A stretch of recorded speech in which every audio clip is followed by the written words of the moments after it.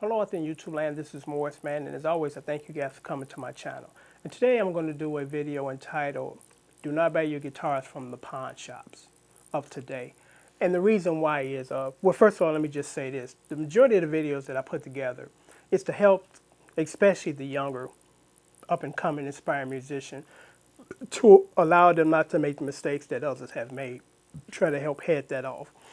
And again, the title of this video is Do Not Buy Your Guitars from Pawn Shops. I started to go to pawn shops probably in the early 80s. The very first pawn shop I went to was in the downtown area in Chicago, Illinois. And the first item actually I bought was a gold watch for my dad.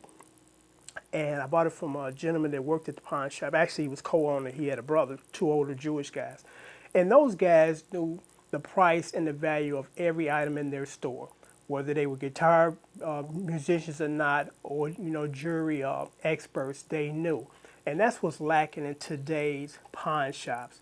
They don't hire qualified people as far as people that have experience in retail, music equipment, or nothing. They just basically glorify cashiers.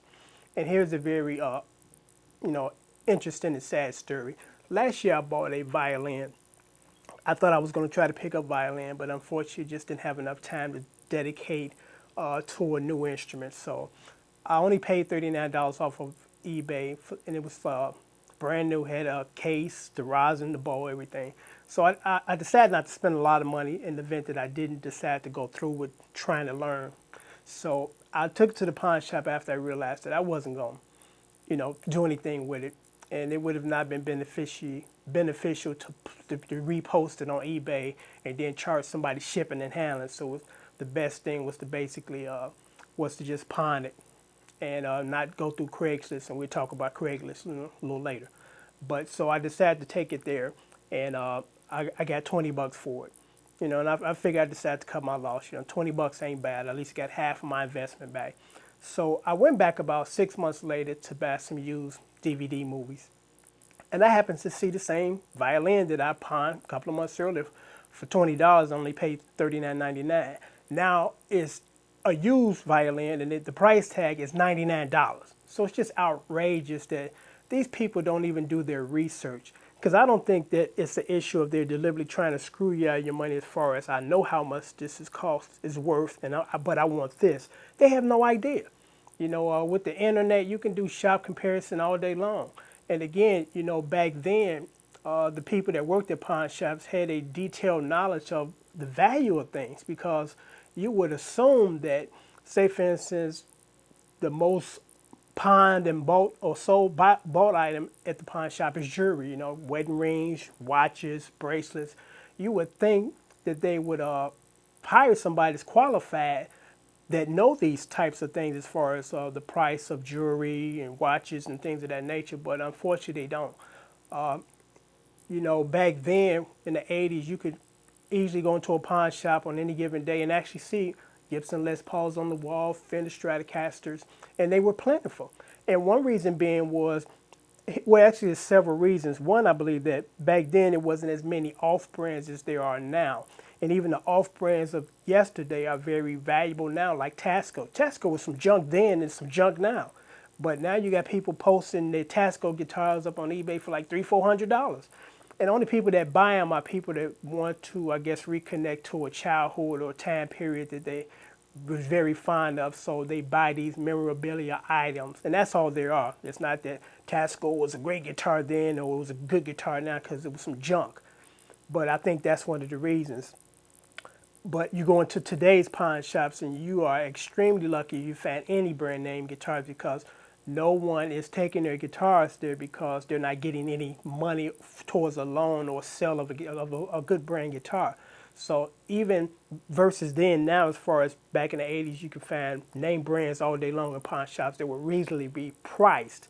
Now, unfortunately, you go there are no name brand guitars, and they want ridiculous prices for them because, again, they have no idea the value of the stuff in the store. The majority of people that work at the pawn shops today are just glorified cashiers. And as far as that Craigslist thing, that's actually even worse than the pawn shops because, not only you're not going to probably get a good guitar there, you're going to probably most likely get scammed because I tried to sell a couple of items on Craigslist before, and after that experience, I vowed I would never do that again because you get all types of people that contact you. They don't know what they want. And then the new thing now is, okay, I'll buy it from you, but meet me halfway. And I'm like, my response to that is, well, if you buy your guitar from Guitar Center, would they meet you halfway? You know, if you want this guitar, you need to come get it. Well, I don't know you, and I'm like, well, if you're scared, you need to go to the music store. To eliminate the safety issue. You have to pay a little extra money because there are not too many people out there trying to invite you to their home to sell an instrument and kill you. It's just ridiculous, but that's just being lazy. People want you to take your item to a public place and meet them. It's like, no. Either you come get it, cash and carry, or you go to the music store and pay more. That's the advantages of buying stuff at the music store, that you're going to get a brand name item and you're not going to get scammed. Because what they do on Craigslist a lot, unfortunately, is this. Say, for instance, I post an item, and when someone sees that item, they respond, and actually they're not responding directly to me. They responded to Craigslist, who in turn sends that email inquiry to my email address. And then this is how the scammers work.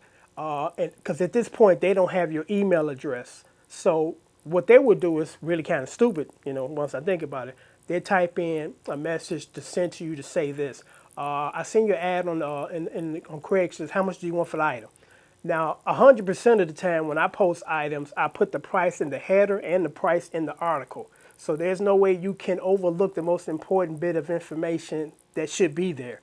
So that lets me know that they're trying to get you to respond. Because once you respond to their email, then they have your email account.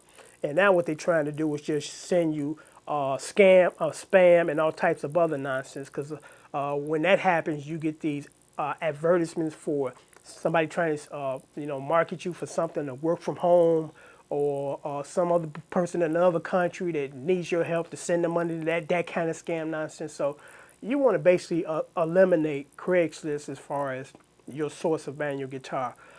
99% of the time now, I just buy my guitars and equipment off of eBay because, for one, you don't have to pay taxes on it. For two, you get really good deals. It's out of sight, but you can see a little bit of the white guitar. I bought my Telly brand new for $99 with the price tag still on it, free shipping. If I would have went to Guitar Center, I would pay $200 for that guitar. My custom Telly, I paid I think $100 for that. And the custom work alone is worth $100. So you can get some great deals off of eBay.